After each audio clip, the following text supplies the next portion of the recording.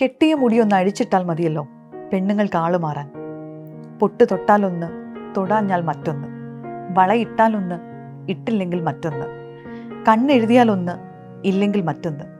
അങ്ങനെ മാറിക്കളയും പെണ്ണുങ്ങൾ. അങ്ങനെ മാറിക്കളഞ്ഞു സാവിത്രിയും. നമസ്കാരം and welcome to life unedited. എനിക്കറിയാം, ഞാൻ ഈ വഴി വന്നിട്ട് കുറച്ചധികം കാലമായി. കുറേ കാര്യത്തിലാകെ ബിസി ആയതുകൊണ്ട് എനിക്ക് സത്യം പറഞ്ഞാൽ നമ്മുടെ ചാനലിൽ കോൺസെൻട്രേറ്റ് ചെയ്യാൻ അധികം സമയം കിട്ടിയിട്ടില്ല. പക്ഷേ ഇനി അങ്ങോട്ട് കുറച്ചും കൂടെ ആക്റ്റീവ് ആവണം എന്നാണ് എൻ്റെ ആഗ്രഹം, അതാണ് എൻ്റെ പ്രതീക്ഷ. ഓക്കെ, ഞാൻ ഇൻസ്റ്റഗ്രാമിൽ ഒരു Q&A പോസ്റ്റ് ചെയ്തിട്ടുണ്ടായിരുന്നു. പക്ഷേ അതിൻ്റെ ആൻസർ ഞാൻ അവിടെ കൊടുത്തിട്ടില്ല. അത് ഞാൻ കൊടുക്കാൻ വേണ്ടിയിട്ടാണ് ഈ ഒരു വീഡിയോ ഇപ്പോൾ ചെയ്യുന്നത്. It's about my new book Kali. അപ്പോൾ എൻ്റെ പുതിയ പുസ്തകം പുറത്തിറങ്ങിയിട്ടുള്ള കാര്യം നിങ്ങളിൽ കുറച്ച് പേർക്കെങ്കിലും ഒക്കെ അറിയാം. നമ്മുടെ എല്ലാ സോഷ്യൽ മീഡിയ പ്ലാറ്റ്ഫോമിൽ കൂടിയും ഞാൻ അതിനെക്കുറിച്ച് പറയുന്നുണ്ടായിരുന്നു, എൻ്റെ വിശേഷങ്ങളൊക്കെ ഷെയർ ചെയ്യുന്നുണ്ടായിരുന്നു. അപ്പോൾ പുസ്തകം DC ബുക്സ് ആണ് പുറത്തിറക്കിയിട്ടുള്ളത്. കാളി എന്ന് പറയുന്നതാണ് അതിൻ്റെ ടൈറ്റിൽ. 9 ഷോർട്ട് സ്റ്റോറീസാണ്. അപ്പോൾ ഈ ബുക്കിനെ കുറിച്ചും അല്ലെങ്കിൽ അതുമായിട്ട് റിലേറ്റ് ചെയ്യുന്ന റൈറ്റിംഗ് എക്സ്പീരിയൻസിനെ കുറിച്ചും എന്തെങ്കിലുമൊക്കെ ചോദിക്കാനുണ്ടെങ്കിൽ ചോദിച്ചോളൂ. ഞാൻ ഈ ഒരു വീഡിയോയിൽ പറയാമെന്നാണ് ഞാൻ ആ ഇൻസ്റ്റഗ്രാം സ്റ്റോറിയിൽ പറഞ്ഞിട്ടുണ്ടായിരുന്നത്. So here I am with all the answers. അപ്പോൾ ഏറ്റവും കൂടുതൽ പേര് ചോദിച്ചിട്ടുള്ളൊരു കാര്യം ബുക്കിൻ്റെ ടൈറ്റിലിനെ കുറിച്ചാണ്. എന്താണ് കാളി എന്നൊരു പേര് എന്നുള്ളതാണ്. സത്യത്തിൽ ഞാൻ ആദ്യം പറഞ്ഞ പോലെ ഇത് 9 ഷോർട്ട് സ്റ്റോറീസാണ്. അതിനകത്തെ ഒരു കഥയുടെ പേരാണ് കാളി. മിക്കപ്പോഴും നമ്മൾ അങ്ങനെയുള്ള ഒരു ബുക്കിനകത്തെ ഏതെങ്കിലും ഒരു കഥയുടെ പേരായിരിക്കും ആ ബുക്കിന് ടൈറ്റിലായിട്ട് കൊടുക്കുക. അപ്പം അങ്ങനെയാണ് കാളി എന്നുള്ള പേര് വന്നത്. പിന്നെ വൈ ഈ ഒരു പേര് ആ കഥയ്ക്കാണെങ്കിലും ഈ പുസ്തകത്തിനാണെങ്കിലും എന്ന് ചോദിച്ചു കഴിഞ്ഞാൽ, ആ കഥ കാളിയുടെ കഥയാണ് പറയുന്നത്. എന്ന് വെച്ചാൽ നമ്മളെപ്പോഴും മനസ്സിൽ വിചാരിക്കുമ്പോൾ ഓരോരുത്തർക്കും കാളി എന്ന് പറയുമ്പോൾ ഓരോ ഇമേജസ് ആയിരിക്കും കണക്ട് ചെയ്യാൻ പറ്റുന്നത്. നമ്മൾ കൊച്ചുകുട്ടികളെ കുഞ്ഞിക്കാളി എന്ന് വിളിക്കുന്നത് തൊട്ട് കാളി എന്ന് പറയുന്ന ഒരു സ്ത്രീയുടെ ഏറ്റവും ശക്തമായ, ഏറ്റവും രൗദ്രമായ ആ ഒരു ഭാവം തൊട്ട്, അപ്പോൾ അത് എങ്ങനെ വേണമെങ്കിലും നമുക്ക് എന്താണ് മനസ്സിലെന്നുള്ളതിനെ അത് വെച്ച് നമുക്ക് കണക്ട് ചെയ്യാം. അപ്പോൾ ബേസിക്കലി ഈ പുസ്തകത്തിലുള്ളതൊക്കെ സ്ത്രീകളെക്കുറിച്ചുള്ള കഥകളാണ്, അല്ലെങ്കിൽ സ്ത്രീകൾ സെൻട്രൽ ക്യാരക്ടേഴ്സായിട്ട് വരുന്ന 9 കഥകളാണ് ഈ പുസ്തകത്തിനകത്ത് പറഞ്ഞിട്ടുള്ളത്. അതിനകത്ത് ആ ഒരു പെർട്ടിക്കുലർ കഥ കാളി എന്നുള്ള നമ്മൾ ഏറ്റവും പെട്ടെന്ന് റിലേറ്റ് ചെയ്യുന്ന ആ ഒരു രൗദ്രഭാവം ഉണ്ടല്ലോ, ആ ഒരു ഭാവം ഒരു സ്ത്രീയിലേക്ക് വരുന്നതിനെ കുറിച്ചുള്ള ഒരു കഥയാണ് പറഞ്ഞിട്ടുള്ളത്. അപ്പോൾ അങ്ങനെയാണ് ഈ പുസ്തകത്തിന് കാളി എന്നുള്ള പേര് വന്നത്. എൻ്റെ ഇതിനകത്ത് ഏറ്റവും പ്രിയപ്പെട്ട കഥ എന്ന് പറഞ്ഞാൽ ചിലപ്പം അത് തന്നെയായിരിക്കും. അതുകൊണ്ടാണ് ഈ പുസ്തകത്തിന് ആ ഒരു പേര്. പിന്നെ ഇത് എവിടെ കിട്ടും എന്ന് ചോദിച്ചാൽ DC ബുക്സിൻ്റെ എല്ലാ ഔട്ട്ലെറ്റ്സിൽ കൂടെ ഇത് കിട്ടുന്നതായിരിക്കും. അതുപോലെ ബുക്ക് ഫെയറുകൾക്കൊക്കെ പോയി കഴിഞ്ഞാലും അവിടെയുള്ള സ്റ്റോൾസിലൊക്കെ നിങ്ങൾക്ക് ബുക്സ് കിട്ടും. അതുപോലെ DC ബുക്സിൻ്റെ ഓൺലൈൻ ത്രൂ നിങ്ങൾക്ക് കിട്ടും. അപ്പോൾ ഞാൻ എൻ്റെ ലിങ്ക് ഈ ഒരു വീഡിയോയുടെ താഴെ കൊടുത്തേക്കാം. പിന്നെ കാളി എഴുതാൻ കാരണം അങ്ങനെയല്ല, എഴുത്ത് എനിക്ക് ഏറ്റവും കൂടുതൽ എന്നെ ഞാനായിട്ട് നിർത്തുന്നൊരു ഫാക്ടർ എന്ന് പറയുന്നത് എഴുത്താണ്. അപ്പോൾ ഇതെൻ്റെ 3ാമത്തെ പുസ്തകമാണ്. ആദ്യത്തെ 2 പുസ്തകങ്ങൾ നേരത്തെ വിപണിയിലുണ്ട്. അപ്പോൾ ഒരു പുസ്തകം ചെയ്യണം എന്നുള്ളത് അല്ലെങ്കിൽ എഴുതണം എന്നുള്ളത് കുറേ നാളുകളായിട്ട് വിചാരിച്ചുകൊണ്ടിരുന്നിട്ട് പല തിരക്കിനിടയിൽ പെട്ടിങ്ങനെ മാറ്റിവെച്ച് അങ്ങനെ നീണ്ടു പോയതാണ് ഈ പുസ്തകത്തിൻ്റെ ഒരു പബ്ലിക്കേഷൻ എന്ന് പറയുന്നത്. പക്ഷേ ഒരു പോയിന്റ് എത്തിക്കഴിഞ്ഞപ്പോഴേക്കും എനിക്ക് തന്നെ തോന്നി ഇനി ഞാൻ എഴുതാതിരുന്നാൽ ശരിയാവില്ല എന്ന് എനിക്ക് തന്നെ തോന്നി. ബിക്കോസ് നമ്മൾ എഴുതുന്നത് നമുക്ക് വേണ്ടി തന്നെയാണല്ലോ.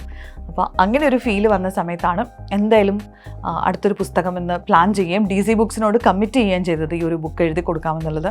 പക്ഷേ വെച്ചിരുന്ന അവസാനം ലാസ്റ്റ് ഇത് പബ്ലിഷ് ചെയ്യേണ്ടതിൻ്റെ കൃത്യം 1 മന്ത് മുന്നേ ആണ് ശരിക്കും എഴുതാൻ തുടങ്ങിയത്. അപ്പോൾ അതിൻ്റെ കുറവുകളൊക്കെ ചിലപ്പോൾ കഥയിലുണ്ടാവും. തിടുക്കം കൂടിപ്പോയോ അല്ലെങ്കിൽ അങ്ങനെയുള്ള പ്രശ്നങ്ങളുണ്ടോ എന്ന് എനിക്ക് തന്നെ സംശയമുണ്ട്. പക്ഷേ ഞാൻ മാക്സിമം നീതി പുലർത്താൻ ശ്രമിച്ചിട്ടുണ്ട് ഈ 9 കഥകളോടും. പിന്നെ എന്തുകൊണ്ട് കാളി ഞങ്ങൾ വായിക്കണം എന്ന് ചോദിച്ചിട്ടുണ്ട്. നേരത്തെ പറഞ്ഞ പോലെ ഈ ഒരു പുസ്തകത്തിൽ കൂടെ പോകുമ്പോൾ നിങ്ങൾക്ക് പരിചയമുള്ള ജീവിത പരിസരങ്ങൾ, നിങ്ങൾ കണ്ടുമുട്ടിയിട്ടുള്ള ആൾക്കാർ, അല്ലെങ്കിൽ നിങ്ങൾക്ക് കണക്ട് ചെയ്യാവുന്ന എന്തെങ്കിലും ഒരു കാര്യം, എന്തെങ്കിലും ഒരു ഓർമ്മ, ഏതെങ്കിലും ഒരു ഭൂപ്രകൃതി ഒക്കെ നിങ്ങൾക്ക് ഇതിനകത്ത് കണക്ട് ചെയ്യാൻ പറ്റും എന്നാണ് എൻ്റെ വിശ്വാസം.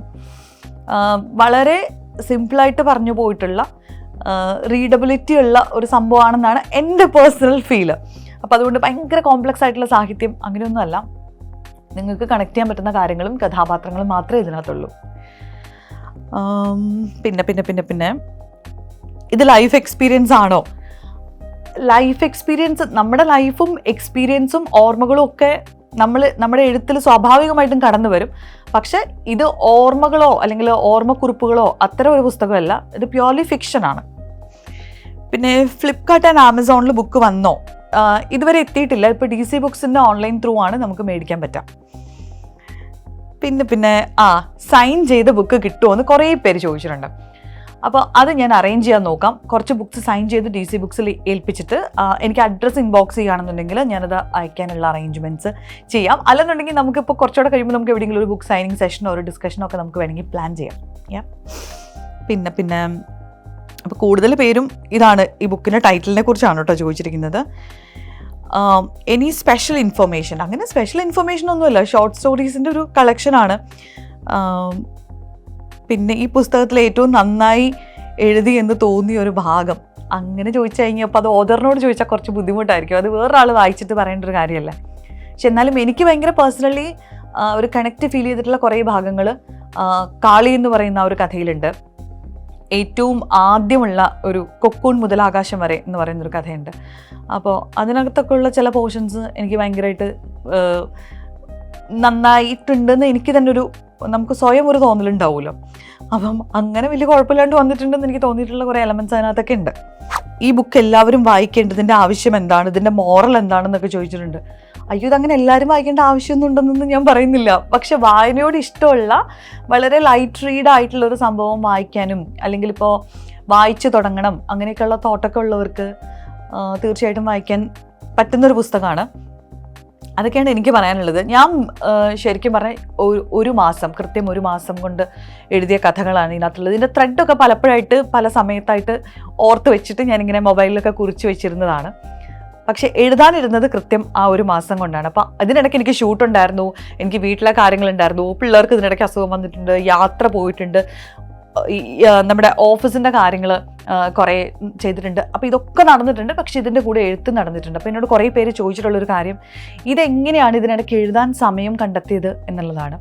പക്ഷേ എനിക്ക് തോന്നുന്നത് നമ്മൾ എന്ത് കാര്യം നമ്മൾ പ്രയോറിറ്റൈസ് ചെയ്യുമ്പോഴാണ് ഇത് എഴുതണം അല്ലെങ്കിൽ എഴുത്ത് എനിക്ക് അത്രയും വേണ്ടൊരു കാര്യമാണെന്നുള്ളത് എനിക്ക് ആ ഒരു റിയലൈസേഷൻ വന്ന സമയത്താണ് ഞാൻ എഴുതിയത്. അതുകൊണ്ട് പൂർണ്ണമായിട്ടും വേറെ എന്തൊക്കെ ചെയ്യുകയാണെങ്കിലും ഞാൻ ഇതിനൊരു സമയം കൊടുത്തിട്ടുണ്ടായിരുന്നു. എനിക്കിപ്പോൾ എല്ലാവരെയും പോലെ ഭയങ്കര ഒരു ലോൺലി പ്ലേസിൽ പോയിരുന്നിട്ട് ഭയങ്കര സമാധാനമായിട്ടിരുന്ന് എഴുതേണ്ട ഒരു പ്രക്രിയയാണ് എഴുതുന്നത് എനിക്ക് പലപ്പോഴും തോന്നിയിട്ടില്ല. കാരണം എനിക്ക് എത്ര ലൗഡായിട്ടുള്ള നോയ്സിലിരുന്നാലും അതിപ്പോൾ ചക്കപ്പഴത്തിൽ നമ്മുടെ കൂടെയുള്ള ആർട്ടിസ്റ്റുകൾക്കും ക്രൂവിനും ഒക്കെ അറിയാം, ഇവിടെ വൻ ബഹളമൊക്കെ നടക്കുകയാണെങ്കിലും ഞാനൊരു ഐപാഡൊക്കെ വെച്ചിട്ട് ഒരു മൂലയ്ക്ക് പോയിരുന്നിട്ട് ഞാൻ ആ സമയത്ത് എഴുതിയിട്ടുണ്ട്. അപ്പോൾ അവരെന്നോട് ചോദിക്കും ഇതെങ്ങനെ ഈ ബഹളത്തിനിടയ്ക്ക് എഴുതാൻ പറ്റുന്നത് എന്നുള്ളത്. പക്ഷെ എഴുതുന്ന ആ ഒരു മോഡിലേക്ക് കയറി കഴിഞ്ഞാൽ എനിക്കത് നടക്കുന്ന ഒരു കാര്യമാണ്. അത് ഏത് ബഹളത്തിനിടയ്ക്ക് ഇരുന്നും എഴുതാൻ പറ്റും എന്നുള്ളതാണ് എൻ്റെ പേഴ്സണൽ എക്സ്പീരിയൻസ്. അപ്പം അങ്ങനെയാണ് ഇത് പോസിബിൾ ആയത്. ഈ കാളിയുടെ കവറിനെ കുറിച്ചും കവർ ഫോട്ടോയെക്കുറിച്ചും ഒക്കെ പലരും സംസാരിക്കുകയുണ്ടായി. അതിനകത്ത് എനിക്ക് ഏറ്റവും ഭയങ്കര സന്തോഷം തോന്നിയത് നമ്മുടെ പ്രിയപ്പെട്ട കഥാകൃത്ത് NS മാധവൻ, അദ്ദേഹത്തിനെ നമ്മൾ KLF പോയപ്പോൾ മീറ്റ് ചെയ്തിട്ടുണ്ടായിരുന്നു. അപ്പോൾ ആൾ ഇതിൻ്റെ ടൈറ്റിൽ ഭയങ്കര ഇഷ്ടമായി, അതുപോലെ ഈ ഒരു ഫോട്ടോയും ഭയങ്കര ഇഷ്ടപ്പെട്ടു എന്ന് പറഞ്ഞു. കാരണം നമ്മൾ സാധാരണ കാളി എന്ന് പറയുമ്പോഴേക്കും നമ്മൾ ഭയങ്കര രൗദ്രഭാവം മാത്രമാണ് നമ്മൾ എപ്പോഴും കണക്ട് ചെയ്യാം. എന്നാൽ നമ്മൾ കൂടുതൽ പഠിക്കുകയാണെന്നുണ്ടെങ്കിൽ ഈ കാളി എന്നുള്ള ആ ഒരു ബിംബത്തിന് അല്ലെങ്കിൽ ആ ഒരു ഇമേജിന് പല ഭാവങ്ങളുണ്ട്. അപ്പോൾ വളരെ സെർട്ടിലായിട്ടുള്ള അല്ലെങ്കിൽ ആ ഭയങ്കര പീസ്ഫുൾ ആയിട്ടുള്ള ചില രൂപത്തിലും നമുക്ക് കാളിയെ കാണാൻ പറ്റും. അപ്പോൾ നമ്മൾ ഭയങ്കര പെട്ടെന്ന് വിചാരിക്കുമ്പോൾ തന്നെ ഭയങ്കര അഗ്രസീവായിട്ടിരിക്കുന്ന ഒരു ഫീമെയിൽ ആ ഒരു പെർസ്പെക്റ്റീവ് ഒന്നും വേണ്ട, വളരെ ശാന്തമായിട്ടുള്ള ഒരു രീതി മതി എന്ന് ആദ്യമേ ഡിസൈഡ് ചെയ്തിട്ടുണ്ടായിരുന്നു. അപ്പോൾ ഈ കവർ ഫോട്ടോ എടുത്തത് എൻ്റെ സുഹൃത്താണ്, ഉനൈസാണ് ഈ ഫോട്ടോ എടുത്തത്. നമ്മളിതുപോലെ വെറുതെ ഒരു ദിവസം ഇന്ന് നമ്മൾ ഫോട്ടോ എടുക്കുന്നു എന്ന് പറഞ്ഞ് പോയിട്ട് ഇതുപോലെ നമ്മുടെ ഒരു സുഹൃത്തിൻ്റെ വീടിൻ്റെ പരിസരം തന്നെയാണിത്. അപ്പോൾ അവിടെ പോകുന്നു, അവരെയും കൂട്ടിയിട്ട് നമ്മൾ ജസ്റ്റ് ഇങ്ങനെ പറമ്പിൽ കൂടെ ഒക്കെ റോം അറൗണ്ട് ചെയ്യുന്ന ഒരു സ്പോട്ട് കണ്ടു കഴിഞ്ഞപ്പോഴേക്കും ഇവിടെ നിന്നായിരിക്കും മിക്കവാറും കവർ കിട്ടാമെന്നൊരു തോട്ട്. അപ്പം അങ്ങനെയാണ് ഈ ഒരു കവർ വന്നത്. പക്ഷേ ഈ ഒരു ഫോട്ടോയും ഈ ഒരു കവറും നമ്മൾ അധികം റീവർക്ക് ഒന്നും ചെയ്തിട്ടില്ല. കവർ ഡിസൈൻ ചെയ്തത് ശ്രീജിത്താണ്.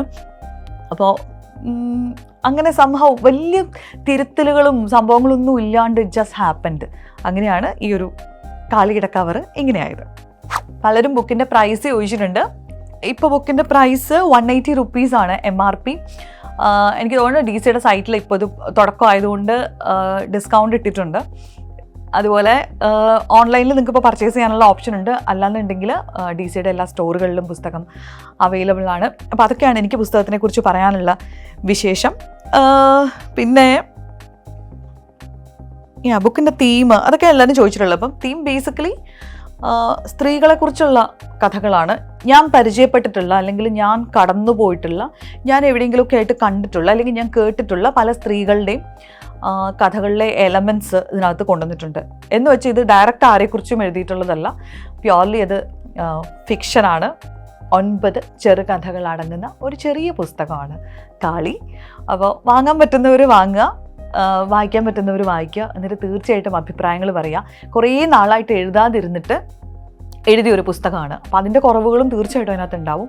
പക്ഷേ എനിക്ക് ആ ഒരു ഈ റൈറ്റേഴ്സ് ബ്ലോക്ക് എന്നൊക്കെ പറയുന്ന സംഭവം ഒന്ന് ക്ലിയർ ചെയ്ത് കിട്ടിയത് ഈ ഒരു പുസ്തകത്തോട് കൂടിയാണ്. അപ്പോൾ ഇനിയും എന്തെങ്കിലുമൊക്കെ നന്നായിട്ട് എഴുതണം എന്ന് എനിക്ക് ഭയങ്കര ആഗ്രഹമുണ്ട്. ബിക്കോസ് ആ ഒരു എഴുത്താണ് എന്നെ ഏറ്റവും അധികം ഞാനായിട്ട് നിർത്തുന്നത്.